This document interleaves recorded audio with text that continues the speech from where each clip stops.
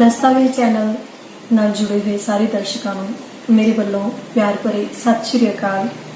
दोस्तों, मैं अंजना शतीब हाजिर हाँ अपनी कहानी रुदन लैके। मैनू पता तो सी कि इन्हां ने मैनू रखना नहीं, पर इन्नी छेती घरों धक्का दे देणगे ये नहीं सी सोचिया। कदे सोचदी हाँ कि मेरा दाना पानी इस घर च इन्ना क्यों लिखिया सी। दाना पानी शब्द दिमाग विच आउंदियां उपर छत ते खिलारी सतनाजे दी चोग याद आ गई। किन्नी रीझ नाल मैं उस तो मिट्टी दे 2 भांडे मंगवाए सी, एक पानी लई एक दाने लई। रोज मिट्टी दा भांडा धो पूछ के भरदी, मुट्ठी 2 मुट्ठियां दाने पा दिंदी। दया पंडिताणी कहंदी सी एक दिन कि जे किसी प्यारे दा नाम लैके एक मुठ बाजरे दी पाईए तां अगले जन्म भी वो साक नसीब हुंदा है। मैं किन्नी बार ओनू कहा सी कि बाजरा लिया दे, बहुता काम सुनदा सी किते। किन्ने दिनां तो पंछी विचारे भुखे तिहाई मुड़दे होणगे, इंज ही मुड़िया करनगे। उन्हां दा दाना पानी जो मुक गया इस घर चों मेरे वांग। मेरे पिंडों मकान विच मेरी माँ बाप ते होर कई रिश्तेदार आए ने। माँ मेरी रो रो के अखां सजाई बैठी है ते बापू जिवें कमला जिहा हो गया। खौरे वो भी मेरे वांग अजे भी सच झूठ दे लक्ष्मण झूले ते झूल रहे। पिछलियां 11 रातां तो मैं भी इसे तरह जागो मिट्टी च परछावियां मगर भज्जी फिरदी हां। ऐ भी कोई छड्ड के तुर जांदा है, कोई ऐ भी मुक जांदा है। 2 दिन पेके नहीं सी छड्डदा मगरे ही लैण आ खड़दा। 2 मिनट नजर ना आउंदी तां वाग रोले वांग राणी राणी करदा सारे घर च फिर जांदा ते आप जिवें जांदे राहियां नाल रल गया। उस दिन भी मेरे तो कपड़े प्रैस करवा के पाए ने। स्कूटर बाहर कढ़ के मेरे नाल हस गल्लां करदा रहा। मैं रुमाल लिया के दिता ते कहंदा, राणी इते मोहर ला दे। हर रोज ही इउं करदा, चिट्टी रुमाल ते मेरी सुरख लिपस्टिक लवा के पता नहीं क्यों इन्ना खुश हुंदा। मैं हसदी, तू फिल्मां वालियां दियां रीसां करदा है। अखां ते ऐनकां ला के कहंदा, यार की किसी हीरो तो घट ने, पर उस दिन ऐ नहीं सी पता कि तू मुड़ के नहीं आना। तीनियां बंदे खुसर मुसर जही करी जांदे ने। सस मेरी अंदर कुंडा लाई बैठी है। मेरा सौहरा ते होर रिश्तेदार अपनी पूरी वाह ला रहे ने। वो तां दाल च लूण वध पै जाण ते कुंडा ला के अपना रोस जताउंदी सी ते अज तां हो ही जग्गों 13वीं गई सी। वो तां उसे दिन तो मैनू डैन कही जाती है जदों दी ओदी लोथ देखी है। हाय मेरा पुत्त खा गई डैने नी, 7 घर तां डैन भी छड्ड दिंदी है। किहड़ी कुलैणी घड़ी तेरे सिरों पानी वारिया सी मैं, नी तू तां मेरा पुत्त सिविया नूं तोड़ता। हाय वे डैन खा गई पुत्त मेरा। पता नहीं की धागे तवीत पाई जाती सी मेरे बच्चड़े दे। हाय वो हस्पताल च भी ऐं बोली गई। ना उन्हें मैनू चुप कराया, ना गल ला के पुचकारिया। मेरा सौहरा, मेरी नणद, मेरा दिओर सब ओदे दुआले। वो मुड़ दंदलां जिहियां पा लवे। जदों होश आवे जे मैं कोल जावां तां मेरा हत्थ वगा मारे ते डैन आखी जावे। मेरा तां आप सारा शरीर ही जिवें झूठा पै गया। बस जदों दी ओदे एक्सीडेंट दा सुनिया जिवें शरीर सुन्नी हो गया। अखां मूरे हंझुआं दी धुंध पसर गई। धुंध तां उस दिन भी किन्नी सी, पर वो हिंडी ना मन्निया। अखे मेरे दोस्त दा विआह है, मैं तां जाऊंगा, हर हाल जाऊंगा। हाले शहरों बाहर ही निकलिया सी, ट्रक ने सड़क ते मारिया। लोग हस्पताल ले आए, घर खबर हुई, पर मैनू ऐ नहीं पता सी क्यों है नहीं। मैं आख्या किते सट्टां फेटां लगियां ने, पर जदों मेरा सौहरा हस्पताल दे कमरे चों लेरा मारदा निकलिया तां मैनू हौल जे पैण लगे। फिर सारे रोन करलाउण लगे, पर मैनू यकीन नहीं सी वो ऐ नहीं कर सकदा। ऐ किवें चलिया जाऊ। वो अंदर डॉक्टरी फट्टे ते पिया सी, उपर कपड़ा दिता होया सी। माड़ा जिहा कपड़ा चुक्या तां ऐ लगे जिवें सुत्ता पिया। मैं हमेशा ਉਹਨੂੰ सुत्ते पए नूं देख अपनी किस्मत ते खुश हुंदी सां। पिंड दीआं कुड़ियां किहा करदियां राणी नूं राजा मिल गया। ਰਾਜਾ ਹੀ ਤਾਂ ਸੀ ਉਹ, ਪੜਿਆ ਭਾਵੇਂ ਉਹ ਦਸਕ ਸੀ, ਪਰ ਪੜ੍ਹੇ ਲਿਖਿਆਂ ਨੂੰ ਮਾਤ ਪਾਉਂਦਾ ਸੀ। ਉੱਠਣ ਬੈਠਣ ਪੈਨਨ ਪਚਰਨ ਦਾ ਸਲੀਕਾ ਸਹੂਰ ਪਤਾ ਨਹੀਂ ਉਹਨੂੰ ਕਿਵੇਂ ਸੀ ਐਨਾ। ਕੋਈ ਕਹਿੰਦਾ ਨਹੀਂ ਸੀ ਉਹਨੂੰ ਕਿ ਉਹ ਟੂਟੀਆਂ ਟੈਂਕੀਆਂ ਦਾ ਕੰਮ ਕਰਦਾ ਹੈ। ਨਾ ਕਦੇ ਉਹਦੇ ਕੱਪੜੇ ਮੈਲੇ ਹੁੰਦੇ, ਨਾ ਕਦੇ ਹੱਥ ਪੈਰ। ਕੰਮ ਤੇ ਹੋਰ ਕੱਪੜੇ ਪਾਉਂਦਾ, ਆਉਂਦਾ ਜਾਂਦਾ ਬਾਬੂ ਜੀ ਬਣਿਆ ਰਹਿੰਦਾ। ਲੱਗਦਾ ਕੋਈ ਕਾਲਜ ਦਾ ਪਾੜਾ ਮੁੰਡਾ ਹੋਵੇ। ਲੱਗਦਾ ਹੁਣ ਵੀ ਐਵੇਂ ਹੀ ਹੈ ਜਿਵੇਂ ਸੁੱਤਾ ਪਿਆ। ਪਰ ਕੱਪੜਾ ਜਦੋਂ ਉਹਦੀ ਛਾਤੀ ਤੱਕ ਚੱਕਿਆ, ਹਾਏ ਹਾਏ ਰੱਬਾ, ਉਹਦੀ ਛਾਤੀ ਤੇ ਤੋਪੇ ਲਾਏ ਪਏ ਸੀ, ਜਿਵੇਂ ਕਸੂਥਰੀ ਤੀਵੀਂ ਕੱਖ ਪੱਠੇ ਨੂੰ ਵੱਡੇ ਵੱਡੇ ਤੋਪੇ ਭਰ ਕੇ ਪੱਲੀ ਸਿਉਂਦੀ ਹੈ। ਮੈਨੂੰ ਤਾਂ ਦੇਖ ਕੇ ਚੱਕਰ ਆ ਗਿਆ। ਦੋਵੇਂ ਹੱਥ ਉਹਦੇ ਮੋਢਿਆਂ ਤੇ ਧਰ ਕੇ ਉਹਦਾ ਆਸਰਾ ਲੈ ਕੇ ਜਿਵੇਂ ਡਿੱਗਣ ਤੋਂ ਬਚਦੀ ਹਾਂ, ਪਰ ਉਹਦਾ ਆਸਰਾ, ਉਹਦਾ ਸਾਥ ਮੁੱਕ ਗਿਆ ਸੀ। ਮੈਂ ਬੇਆਸਰਾ ਹੋ ਗਈ ਸੀ। ਹਾਏ ਤੂੰ ਐ ਨਹੀਂ ਸੀ ਕਰਨਾ, ਤੂੰ ਉੱਠਦਾ ਕਿਉਂ ਨਹੀਂ? ਮੈਂ ਚੀਕਾਂ ਮਾਰਦੀ ਆਪਾ ਖੋਣ ਲੱਗੀ। ਉਹਤੇ ਪਾਇਆ ਕੱਪੜਾ ਹੁਣ ਸਾਰਾ ਉਤਰ ਗਿਆ ਸੀ, ਪਰ ਆ ਕੀ, ਉਹ ਤਾਂ ਅਲਫ ਨੰਗਾ ਪਿਆ ਸੀ। ਹਾਏ ਐਨੀ ਠੰਡ 'ਚ ਲੋਹੇ ਦੇ ਬੈਂਚ ਤੇ ਉਹ ਨੰਗਾ ਪਿਆ ਸੀ, ਜਿਵੇਂ ਜਦੋਂ ਕੋਈ ਬਾਲ ਜੰਮਦਾ। ਪਰ ਤੜਕੇ ਤਾਂ ਮੇਰੇ ਕੋਲੋਂ ਕੱਚ ਬਨੈਣ, ਪੈਂਟ ਕਮੀਜ਼, ਕੋਟੀ ਜੈਕਟ ਪਾ ਕੇ ਗਿਆ ਸੀ। ਉਹ ਤਾਂ ਨਹਾਉਂਦਾ ਵੀ ਤੇੜ ਕੱਪੜਾ ਪਾ ਕੇ ਸੀ। ਪਰ ਕਹਿੰਦੇ ਉਹਦੇ ਕੱਪੜੇ ਤਾਂ ਹਸਪਤਾਲ ਦੇ ਜਮਾਦਾਰ ਹੀ ਚੁੱਕ ਕੇ ਲੈ ਗਏ। ਕੱਪੜਾ ਕਿਹੜਾ ਘੱਟ ਵਧੀਆ ਪਾਉਂਦਾ ਸੀ, ਪਰ ਕੀ ਲੋਕ ਮਰਿਆਂ ਦੇ ਕੱਪੜੇ ਵੀ ਨਹੀਂ ਛੱਡਦੇ? ਮੈਂ ਉੱਚੀ ਰੋਵਾਂ ਤਾਂ ਸੱਸ ਦੰਦਲਾਂ ਪਾ ਲਵੇ।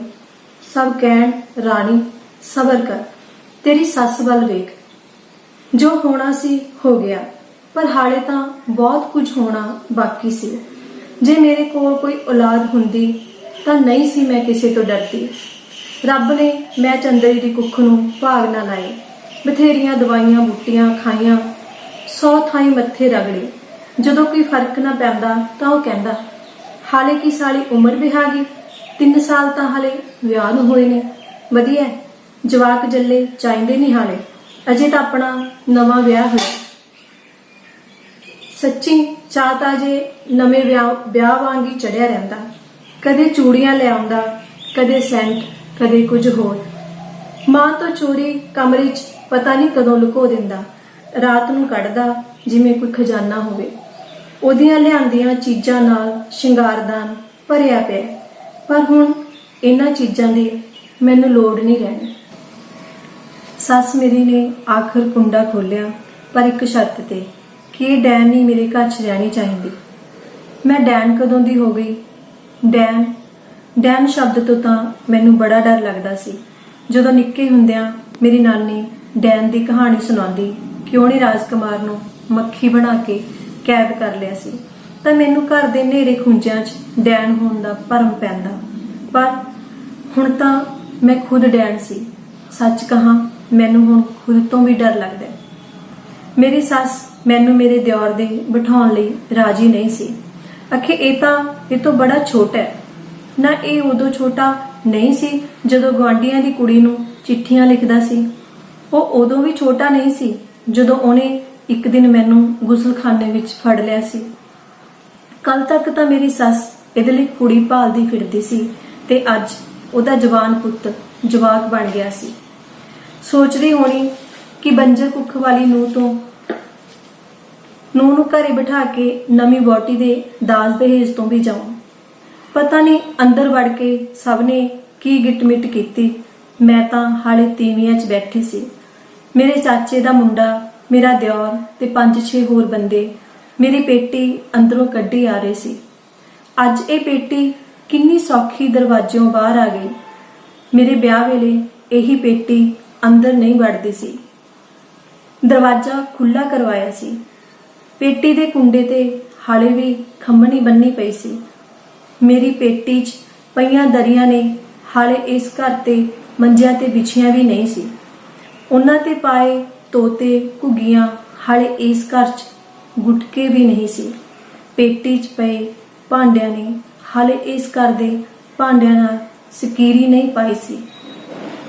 ਘੁੰਗਰੂਆਂ ਵਾਲੀਆਂ ਪੱਖੀਆਂ ਨੇ ਸਾਨੂੰ ਦੋਹਾਂ ਨੂੰ ਪਿਆਰ ਦੀ ਚੱਲ ਨਹੀਂ ਮਾਰੀ ਸੀ। ਪੇਟੀ ਖੁੱਲੇ ਕਰਵਾਏ ਦਰਵਾਜ਼ੇ ਚੋਂ ਬਾਹਰ ਵਿਹੜੇ 'ਚ ਆ ਖੜੀ ਸੀ, ਜਿੱਥੇ ਅੰਦਰ ਜਾਣ ਤੋਂ ਪਹਿਲਾਂ ਪਈ ਸੀ। ਦਰਵਾਜ਼ਾ ਭਾਵੇਂ ਖੁੱਲਾ ਹੋ ਗਿਆ ਸੀ, ਦਿਲਾਂ ਦੇ ਦਰਵਾਜ਼ੇ ਭੀੜੇ ਹੋ ਗਏ ਸੀ, ਜਾਂ ਪਤਾ ਨਹੀਂ ਮੇਰੇ ਲਈ ਬੰਦ ਹੋ ਗਏ ਸੀ। ਪੇਟੀ ਦੇ ਮਗਰ ਹੀ ਸ਼ਿੰਗਾਰਦਾਨ, ਬੈੱਡ, ਕੁਰਸੀਆਂ, ਮੇਜ਼ ਸਭ ਵਿਹੜੇ 'ਚ ਇਕੱਠੇ ਹੋ ਕੇ ਮੈਨੂੰ ਸਵਾਲ ਕਰਨ ਲੱਗੇ। ਇਸ ਸਵਾਲ ਦੇ ਸਾਹਮਣੇ ਤਾਂ ਮੇਰਾ ਆਪਣਾ ਸਵਾਲ ਖੜਾ ਸੀ। ਇਹਦਾ ਮਤਲਬ ਮੇਰਾ ਸਮਾਨ ਚੁਕਵਾ ਰਹੇ ਸੀ। ਪਤਾ ਨਹੀਂ ਇਹ ਗੱਲ ਮੈਂ ਆਪਣੇ ਆਪ ਨੂੰ ਪੁੱਛ ਰਹੀ ਸੀ ਕਿ ਦੱਸ ਰਹੀ ਸੀ। ਅੱਖਾਂ 'ਚ ਪਾਣੀ ਭਰ ਡੁੱਲ ਰਿਹਾ ਸੀ।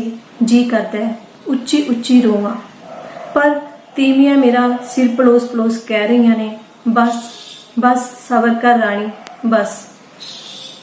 ਭੋਗ ਪੈ ਗਿਆ। ਮੇਰੀ ਮਾਂ ਨਸੱਤੀ ਜਿਹੀ ਖੜੀ ਹੈ। ਬਾਪੂ ਆਖ ਰਿਹਾ ਹੈ, ਚਲੋ ਚੱਲੀਏ। ਮਾਂ ਮੋਢੇ ਤੋਂ ਫੜ ਕੇ ਤੋਰਦੀ ਹੈ, ਪਰ ਮੈਂ ਤਾਂ ਜਿਵੇਂ ਵਿਹੜੇ 'ਚ ਗੱਡੀ ਗਈ ਹਾਂ। ਅਚਾਨਕ ਮੈਂ ਭੱਜ ਕੇ ਇੱਕ ਵਾਰ ਸਾਹਮਣੇ ਕਮਰੇ 'ਚ ਜਾਂਦੀ ਹਾਂ, ਜਿੱਥੇ ਅਸੀਂ ਦੋਵੇਂ, ਉਹ ਤੇ ਮੈਂ ਤੇ ਉਹ, ਕਿੰਨੀਆਂ ਰਾਤਾਂ ਸੁੱਤੇ, ਹੱਸੇ ਤੇ ਜਿਉਏ ਸੀ। ਇਸ ਕਮਰੇ 'ਚ ਹਾਲੇ ਵੀ ਉਹਦੀ ਖੁਸ਼ਬੂ ਪਸਰੀ ਪਈ ਹੈ। ਸਾਹਮਣੇ ਉਹਦੀ ਫੋਟੋ ਲੱਗੀ ਹੋਈ ਹੈ। ਉਹ ਹੱਸ ਰਿਹਾ ਹੈ, ਪਰ ਮੈਂ ਰੋ ਰਹੀ ਹਾਂ। ਰੋਣਾ ਕਿ ਥੰਮਦਾ ਹੀ ਨਹੀਂ, ਰੋਣਾ ਕਿ ਉੱਚੀ ਤਾਹਾਂ ਮਾਰ ਕੇ ਰੋਨੀ ਆ। ਮੇਰਾ ਬਾਪੂ ਪਿੱਛੋਂ ਆ ਕੇ ਫੜਦਾ ਹੈ। ਮੈਂ ਉਹਦੇ ਮੋਢੇ ਤੇ ਸਿਰ ਰੱਖ ਕੇ ਲੇਰਾ ਮਾਰਦੀ ਆ, ਬਸ ਚੱਲ ਪੁੱਤ ਚੱਲ। ਉਹ ਮੈਨੂੰ ਬਾਹਰ ਵੱਲ ਨੂੰ ਧੱਕਦਾ ਹੈ। ਮੈਨੂੰ ਲੱਗਦਾ ਹੈ ਜਿਵੇਂ ਮੈਂ ਰੇਤੇ 'ਚ ਤੁਰ ਰਹੀ ਹਾਂ। ਸਾਰੇ ਸੁਪਨੇ ਰੇਤ ਬਣ ਕੇ ਪੈਰਾਂ 'ਚ ਵਿਛੇ ਪਏ ਨੇ। ਮਾਂ ਨੇ ਮੈਨੂੰ ਸੱਜੇ ਮੋਢੇ ਤੋਂ ਫੜ ਲਿਆ, ਖੱਬੇ ਮੋਢੇ ਤੋਂ ਭੂਆ ਨੇ। ਭੂਆ ਵਿਚਾਰੀ ਉਹ ਵਿਧਵਾ ਨਹੀਂ, ਸੱਚ ਹੁਣ ਮੇਰੇ ਵਾਂਗ ਵਿਧਵਾ। ਫੁੱਫੜ ਮੇਰਾ ਵਿਆਹ ਤੋਂ ਸਾਲ ਬਾਅਦ ਹੀ ਦਾਰੂ ਪੀ ਕੇ ਛੱਤ ਤੋਂ ਡਿੱਗ ਕੇ ਤੁਰ ਗਿਆ ਸੀ, ਤੇ ਭੂਆ ਸਾਡੇ ਕੋਲ ਹੀ ਰਹਿੰਦੀ ਸੀ। ਮੈਂ ਜਦੋਂ ਤੋਂ ਹੋਸ਼ ਸੰਭਾਲੀ ਹੈ, ਭੂਆ ਨੂੰ ਸਾਡੇ ਘਰ ਹੀ ਦੇਖਿਆ। ਕੰਮ ਕਰਦੀ ਭੂਆ, ਹੰਝੂ ਕੇਰਦੀ ਭੂਆ, ਚੁੱਪਚਾਪ ਬਸ ਗੁੰਮਸੁੰਮ ਜਿਹੀ ਭੂਆ ਬੰਨੀ ਵੇਖ ਕੇ ਪਤਾ ਨਹੀਂ ਕਿਵੇਂ ਮਨ 'ਚ ਇੱਕ ਠਹਿਰਾ ਜਿਹਾ ਆ ਗਿਆ। ਖੌਰੇ ਕਿਉਂ? ਪੇਕੇ ਘਰ ਆ ਕੇ ਮੇਰਾ ਜੀ ਨਹੀਂ ਲੱਗਦਾ। ਇਹ ਉਹੀ ਘਰ ਹੈ ਜਿੱਥੇ ਜੰਮੀ ਪਲੀ ਖੇਡੀ ਸੀ। ਅੱਜ ਉੱਥੇ ਮੇਰਾ ਜੀ ਨਹੀਂ ਲੱਗ ਰਿਹਾ। ਮੁੜ ਇੰਜ ਲੱਗਦਾ ਹੈ ਜਿਵੇਂ ਉਹ ਹੁਣੇ ਲੈਣ ਆ ਜਾਊਗਾ। ਆ ਕੇ ਛੇਤੀ ਪੈਰਾਂ ਹੇਠ ਅੱਗ ਮਚਾ ਦਿਓ ਤੇ ਹਰ ਵਾਰ ਵਾਂਗ ਮੇਰੀਆਂ ਚੁੰਨੀਆਂ ਪਰਾਂਦੀਆਂ ਇੱਥੇ ਰਹਿ ਜਾਣਗੀਆਂ। ਇੱਕ ਉਡੀਕ ਜਿਹੀ ਰਹਿੰਦੀ। ਮੈਂ ਰੋਂਦੀ। ਜੇ ਕਦੀ ਰੋਂਦੀ ਦੀ ਆਵਾਜ਼ ਨਿਕਲ ਜਾਂਦੀ ਹੈ ਤਾਂ ਮਾਂ ਝੱਟ ਵਰਜਦੀ ਹੈ, ਨਾ ਧੀਏ ਬਸ ਹੁਣ ਰੋਇਆ ਨਹੀਂ ਬਣਦਾ ਕੁਝ। ਬਾਪੂ ਨੂੰ ਤਾਂ ਮੇਰਾ ਰੋਣ ਹੁਣ ਬੜਾ ਹੀ ਬੁਰਾ ਲੱਗਦਾ ਹੈ। ਕਹਿੰਦਾ ਉਹਨਾਂ ਲਈ ਕੀ ਰੋਣਾ ਜਿੰਨਾ ਤੇਰੇ ਬਾਰੇ ਕੁਝ ਨਹੀਂ ਸੋਚਿਆ। ਉਹ ਸੱਚ ਹੀ ਕਹਿੰਦਾ ਹੈ, ਸ਼ਾਇਦ ਤੂੰ ਕੁਝ ਨਹੀਂ ਸੋਚਿਆ ਮੇਰੇ ਬਾਰੇ। ਫਿਰ ਮੈਂ ਆਪਣੇ ਉਲਾਂਬੇ ਹੌਂਕਿਆਂ ਦੀਆਂ ਗਰਮ ਹਵਾਵਾਂ 'ਚ ਭਰ ਅੰਬਰ ਵੱਲ ਸੁੱਟਦੀ ਐ। ਖੌਰੇ ਤੈਨੂੰ ਪਤਾ ਲੱਗੇ। ਬਾਪੂ ਤਾਂ ਮੈਨੂੰ ਹਰ ਵੇਲੇ ਦੂਜੀ ਥਾਂ ਤੋਰਨ ਦੀ ਸਿਰ ਤੋੜ ਸਕੀਮ 'ਚ ਲੱਗਿਆ ਰਹਿੰਦਾ, ਪਰ ਮੇਰਾ ਸੌਦਾ, ਉਹਨਾਂ ਦੇ ਭਾ ਦਾ ਰਿਸ਼ਤਾ ਕਿਤੇ ਤੋੜ ਨਹੀਂ ਚੜਦਾ। ਜਦੋਂ ਉਹ ਰਿਸ਼ਤੇ ਦੀ ਗੱਲ ਤੋਰਦੇ ਮੈਂ ਨਾ ਮੰਨਦੀ। ਭਲਾ ਹੁਣ ਕਿਸੇ ਹੋਰ ਨਾਲ ਕਿਵੇਂ ਜਿਉ ਸਕਦੀ ਆ ਮੈਂ ਤਰਲੇ ਕਰਦੀ ਕਿ ਮੈਂ ਤਾਂ ਉਹਦੀਆਂ ਯਾਦਾਂ ਆਸਰੇ ਦਿਨ ਕੱਟ ਲਵਾਂ, ਪਰ ਮੇਰੀ ਸੁਣਦਾ ਕੌਣ ਹੈ। ਭੂਆ ਵੀ ਵਿਚਾਰੀ ਮੈਨੂੰ ਬੜਾ ਸਮਝਾਉਂਦੀ, ਪਰ ਮੇਰਾ ਸਿਰ ਹਰ ਵਾਰ ਸੱਜੇ ਖੱਬੇ ਹੀ ਘੁੰਮਦਾ। ਅਖੀਰ ਨੇੜੇ ਇੱਕ ਪਿੰਡ ਛੱਡ ਕੇ ਮੇਰਾ ਵਿਆਹ, ਨਹੀਂ ਮੇਰਾ ਦੂਜਾ ਵਿਆਹ ਹੋ ਗਿਆ। ਮੇਰਾ ਨਹੀਂ, ਮੇਰੇ ਸਰੀਰ ਦਾ ਵਿਆਹ ਹੋ ਗਿਆ। ਪਹਿਲੀ ਰਾਤ ਜਦ ਉਹ ਕਮਰੇ 'ਚ ਆਇਆ ਤਾਂ ਮੇਰਾ ਰੋਣ ਨਾ ਥੰਮਦਾ। ਮੈਨੂੰ ਆਪਣਾ ਆਪ ਉਸ ਬੱਕਰੇ ਜਿਹਾ ਲੱਗਦਾ ਜਿਹੜਾ ਬਸ ਹਲਾਲ ਹੋਣ ਵਾਲਾ ਹੋਵੇ, ਪਰ ਮੈਂ ਵੀ ਨਹੀਂ ਕਰ ਸਕਦੀ। ਕੀ ਹੋ ਗਿਆ ਰੋਣ ਨੂੰ? ਉਹਦੀ ਕੁਰਕਤ ਜਿਹੀ ਆਵਾਜ਼ ਸੁਣ ਕੇ ਮੇਰਾ ਰੋਣ ਤਾਂ ਕੀ, ਮੇਰਾ ਸਰੀਰ ਹੀ ਰੁਕ ਗਿਆ। ਇੱਥੇ ਮਰ ਗਿਆ ਕੋਈ ਮੇਰੇ ਸਾਲੇ ਦਾ। ਆ ਲਾ ਡਫਾਂਗ ਖਾਨਾ, ਸਿੰਗਾਰ ਪੱਟੀਆਂ ਤੇ ਝੁੰਬਲ ਮਾਟਾ ਜਿਹਾ। ਸਾਲੀ ਮੇਰੀ ਪੀਤੀ ਦਾ ਨਸ਼ਾ ਤਾਰੀ ਜਾਂਦੀ ਹੈ। ਮੈਂ ਮੰਨ ਲਿਆ ਕਿ ਹੁਣ ਮੇਰੀ ਕੋਈ ਪੇਸ਼ ਨਹੀਂ ਚੱਲਣੀ। ਮੁੜਕੇ ਤੇ दारू ਦੀ ਬੋ ਵਾਲਾ ਉਹ ਬੰਦਾ ਮੇਰੇ ਮਨ ਦੀ ਦੇੜੀ ਕਦੇ ਨਹੀਂ ਚੜ ਸਕਦਾ। ਇਹ ਤਾਂ ਮੈਂ ਇਸੇ ਘੜੀ ਸੋਚ ਲਿਆ ਕਿ ਇਹ ਬੋ ਮੇਰੇ ਅੰਦਰ ਵਸਦੀ ਖੁਸ਼ਬੂ ਨੂੰ ਮੁਕਾ ਨਹੀਂ ਸਕਦੀ। ਹੁਣ ਇਸ ਬੰਦੇ ਤੋਂ ਦੂਰ ਰਹਿਣ ਦੇ ਹਿੱਲੇ ਲੱਭਦੀ ਰਹਿੰਦੀ ਆ, ਵਾਹ ਲੱਗਦੇ ਪੇਕਿਆਂ ਨੂੰ ਤੁਰੀ ਰਹਿੰਦੀ ਆ। ਉਹਦੀ ਬੋ ਤੋਂ ਦੂਰ ਰਹਿਣ ਨੂੰ ਜੀ ਕਰਦਾ ਹੈ। ਨਾ ਮੈਂ ਇਸ ਘਰ 'ਚ ਰੋ ਸਕਦੀ ਆ, ਨਾ ਹੱਸ ਸਕਦੀ ਆ, ਮੇਰਾ ਦਮ ਘੁੱਟਦਾ। ਪੇਕੇ ਘਰ ਮਾਪੇ ਨਹੀਂ ਰੋਣ ਦਿੰਦੇ ਤੇ ਇੱਥੇ ਇਹ। ਮੇਰੇ ਅੰਦਰ ਹੰਝੂਆਂ ਦਾ ਇੱਕ ਸਮੁੰਦਰ ਉਬਲਦਾ ਰਹਿੰਦਾ ਹੈ। ਮੇਰੇ ਪੇਕਿਆਂ ਤੋਂ ਸਾਰਿਆਂ ਨੂੰ ਜਾਂਦੇ ਹੋਏ ਬੱਸ ਹਮੇਸ਼ਾ ਇੱਕ ਝਿੜੀ ਕੋਲੋਂ ਲੰਘਦੀ ਹੈ। ਰੁੱਖਾਂ ਦੀ ਇੱਕ ਰੱਖ, ਕਿੰਨੀ ਦੂਰ ਤੱਕ ਇੱਕ ਜੰਗਲ ਜਿਹਾ, ਬਿੰਡਿਆਂ ਦੀ ਟੀਂ-ਟੀਂ, ਕਿੰਨੀ ਸ਼ਾਂਤੀ। ਇਸ ਵਾਰ ਜਦ ਮੈਂ ਪੇਕੇ ਆਈ ਹਾਂ ਤਾਂ ਮੈਂ ਭੂਆ ਨੂੰ ਕਿਹਾ, ਭੂਆ ਤੂੰ ਐਤਕੀ ਮੈਨੂੰ ਪਿੰਡ ਛੱਡ ਕੇ ਆਈ। ਭੂਆ ਦੇ ਜਾਣ ਦੀ ਹਾਮੀ ਮਾਂ ਨੇ ਭਰ ਦਿੱਤੀ ਹੈ। ਪਿੰਡੋਂ ਬੱਸ 'ਚ ਬੈਠੀਆਂ ਮੈਂ ਤੇ ਭੂਆ ਦੋਵੇਂ ਵਿਧਵਾਵਾਂ, ਪਰ ਹੁਣ ਮੈਂ ਵਿਧਵਾ ਤਾਂ ਨਹੀਂ ਸੀ, ਪਰ ਮੈਂ ਸੁਹਾਗਣ ਵੀ ਕਿੱਥੇ ਸਾਂ। ਮੇਰੇ ਸੁਪਨਿਆਂ, ਮੇਰੇ ਸਰੀਰ ਦਾ ਮਾਲਕ ਤਾਂ ਮੁੱਕ ਚੁੱਕਾ ਸੀ। ਭੂਆ, ਹਾਂ ਭੂਆ, ਕੀ ਤੂੰ ਫੁੱਫੜ ਨੂੰ ਭੁੱਲ ਗਈ ਹੈ? ਮੈਂ ਭੂਆ ਦੀਆਂ ਅੱਖਾਂ 'ਚ ਦੇਖਿਆ। ਉਹਨੇ ਕੋਈ ਜਵਾਬ ਨਹੀਂ ਦਿੱਤਾ। ਉਹ ਬੱਸ ਦੀ ਤਾਕੀ 'ਚੋਂ ਬਾਹਰ ਦੇਖਣ ਦਾ ਦਿਖਾਵਾ ਕਰ ਰਹੀ ਹੈ, ਪਰ ਮੈਂ ਦੇਖਿਆ ਉਹਦੀਆਂ ਅੱਖਾਂ 'ਚ ਸਿੰਮਿਆ ਪਾਣੀ ਵਗਣ ਲਈ ਕੋਈ ਰਾਹ ਤਲਾਸ਼ ਕਰ ਰਿਹਾ ਸੀ। ਕਦੇ ਯਾਦ ਨਹੀਂ ਆਉਂਦੀ ਫੁੱਫੜ ਦੀ, ਕਿਸੇ ਉਸ ਦਿਨ ਦੀ, ਰਾਤ ਦੀ, ਜਦ ਉਹ ਤੇਰੇ ਕੋਲ ਸੀ? ਮੈਂ ਉਹਦੇ ਹੱਥਾਂ ਤੇ ਆਪਣਾ ਹੱਥ ਰੱਖਿਆ। ਲੈ, ਐ ਕਿਤੇ ਭੁੱਲਿਆ ਜਾਂਦਾ ਕੁਝ? ਇੱਥੇ ਕਾਲਜੇ 'ਚ ਕੋਈ ਗੰਢ ਬਣੀ ਪਈ ਹੈ ਜਿਵੇਂ। ਉਹਦੀਆਂ ਅੱਖਾਂ 'ਚੋਂ ਡਿੱਗੇ ਹੰਝੂ ਮੇਰੇ ਹੱਥ ਤੇ ਪਏ। ਇਹ ਹੰਝੂ ਤਾਂ ਮੇਰੇ ਹੰਝੂਆਂ ਜਿੰਨੇ ਹੀ ਉਬਲਦੇ ਤੇ ਸੇਕ ਮਾਰਦੇ ਸੀ। ਭੂਆ, ਗੰਢਾਂ ਤਾਂ ਬਣਨੀਆਂ ਹੀ ਹੋਈਆਂ। ਬੰਦਾ ਇੱਥੇ ਤਾਂ ਰੋ ਵੀ ਨਹੀਂ ਸਕਦਾ, ਇੱਕ ਵਾਰ ਆਪਣਾ ਅੰਦਰ ਠੰਡਾ ਨਹੀਂ ਕਰ ਸਕਦਾ। ਸਾਨੂੰ ਤਾਂ ਧੀਏ ਰੁਦਨ ਕਰਨ ਦਾ ਵੀ ਹੱਕ ਨਹੀਂ ਦਿੰਦੇ ਲੋਕ। ਭੂਆ ਨੇ ਬੁੱਲ ਭੀਚ ਕੇ ਬਾਹਰ ਆਉਂਦੀ ਭੁੱਬ ਨੂੰ ਰੋਕ ਲਿਆ ਸੀ। ਦੂਰੋਂ ਚਿੜੀ ਦਿਸ ਰਹੀ ਹੈ, ਰੁੱਖ ਦਿਸ ਰਹੇ ਨੇ। ਮੈਂ ਸੀਟ ਤੋਂ ਖੜੀ ਹੋ ਗਈ ਹਾਂ। ਕੰਡਕਟਰ ਨੂੰ ਇਸ਼ਾਰੇ ਨਾਲ ਅੱਗੇ ਬੱਸ ਰੋਕਣ ਲਈ ਕਿਹਾ। ਭੂਆ ਵੀ ਡਰ ਭਰ ਜਿਹੀ ਸੀਟ ਤੋਂ ਉੱਠ ਕੇ ਮੇਰੇ ਮਗਰ ਹੋ ਗਈ ਹੈ। ਨਾ ਇੱਥੇ ਕੀ ਕਰਨਾ ਹੈ? ਭੂਆ ਦੁਚਿੱਤੀ 'ਚ ਫਸੀ ਖੜੀ ਹੈ, ਉਹਨੂੰ ਸਮਝ ਨਹੀਂ ਆ ਰਹੀ। ਕਰਨਾ ਭੂਆ ਇੱਥੇ ਵੀ ਕੁਝ। ਮੈਂ ਉਹਦੀ ਬਾਂਹ ਫੜ ਕੇ ਹੇਠਾਂ ਸੜਕ ਤੇ ਉਤਰ ਆਈ ਹਾਂ। ਨਾ ਦੱਸ ਤਾਂ ਸਹੀ। ਭੂਆ ਸੜਕ ਤੇ ਅੜੀ ਖੜੀ ਸੀ। ਤੂੰ ਅੰਦਰ ਤਾਂ ਆ। ਮੈਂ ਉਹਦੀ ਬਾਂਹ ਫੜ ਕੇ ਝਿੜੀ ਦੇ ਅੰਦਰ ਨੂੰ ਹੋ ਤੁਰੀ ਹਾਂ। ਕਿੰਨੇ ਹੀ ਝਾੜ ਬੂਟੇ ਉੱਗੇ ਪਏ ਨੇ। ਦਰਖਤਾਂ ਹੇਠਾਂ ਹੋਰ ਦਰਖਤ ਜਨਮ ਲੈ ਰਹੇ ਨੇ। ਦਰਖਤਾਂ ਦੇ ਝੁੰਡਾਂ ਵਿੱਚ ਪਿੰਡਿਆਂ ਦੀ ਟੀਂ-ਟੀਂ ਹਵਾ ਨਾਲ ਸਫ਼ਰ ਕਰਦੀ ਸੀਟੀਆਂ ਵਜਾ ਰਹੀ ਹੈ। ਕਿੰਨੀ ਚੁੱਪ ਹੈ, ਸ਼ਾਂਤੀ ਹੈ, ਜਿਵੇਂ ਇਸ ਧਰਤ ਤੇ ਮੈਂ ਤੇ ਭੂਆ ਦੋਵੇਂ ਹੀ ਹੋਈਏ, ਜਾਂ ਇਹ ਧਰਤ ਨਾ ਹੋਵੇ, ਕੋਈ ਹੋਰ ਹੀ ਗ੍ਰਹਿ ਹੋਵੇ ਜਿੱਥੇ ਮੈਂ ਤੇ ਭੂਆ ਆਖਰੀ ਜਾਂ ਫਿਰ ਪਹਿਲੇ ਜੀਵ ਹੋਈਏ। ਚੁੱਪ ਸਵਾਲ ਬਣੀ ਪਈ ਭੂਆ ਮੇਰੇ ਮੂੰਹ ਵੱਲ ਜਵਾਬ ਤਲਾਸ਼ਦੀ ਹੈ। ਭੂਆ, ਆ ਆਪਾਂ ਮੋਇਆਂ ਦਾ ਰੁਦਨ ਕਰੀਏ। ਮੇਰਾ ਜੀ ਕਰਦਾ ਮੈਂ ਰੱਜ ਕੇ ਰੋਵਾਂ। ਬਿਨਾਂ ਕੁਝ ਬੋਲੇ ਭੂਆ ਮੇਰੇ ਗਲ ਨਾਲ ਚਿੰਬੜ ਗਈ ਹੈ ਤੇ ਉਹ ਕੀਰਨੇ ਪਾਉਣ ਲੱਗੀ। ਜੀ ਤੂੰ ਕਿੱਥੇ ਤੁਰ ਗਿਆ ਜੀ, ਮੈਨੂੰ ਕੱਲੀ ਨੂੰ ਛੱਡ ਕੇ ਜੀ। ਜੀ ਤੂੰ ਕਿਹੜੇ ਰਾਹੇ ਪੈ ਗਿਓ, ਮੈਨੂੰ ਲੈ ਚੱਲ ਨਾਲ ਜੀ। ਜੀ ਤੂੰ ਤੁਰ ਗਿਓ ਤੋੜ ਕੇ ਰੂਹਾਂ ਦਾ ਸਾਕ ਜੀ। ਭੂਆ ਦੇ ਦਿਲ ਚੀਰਵੇਂ ਕੀਰਨੇ ਰੁੱਖਾਂ ਨਾਲ ਟਕਰਾ ਕੇ ਮੇਰੇ ਕਾਲਜੇ ਨੂੰ ਬਿੰਨ ਰਹੇ ਨੇ। ਮੇਰੇ ਅੰਦਰ ਵੱਜੀਆਂ ਗੰਢਾਂ ਬਰਫ਼ ਵਾਂਗ ਪਿਘਲ ਪਿਘਲ ਅੱਖਾਂ 'ਤੇ ਵਹਿ ਰਹੀਆਂ ਨੇ।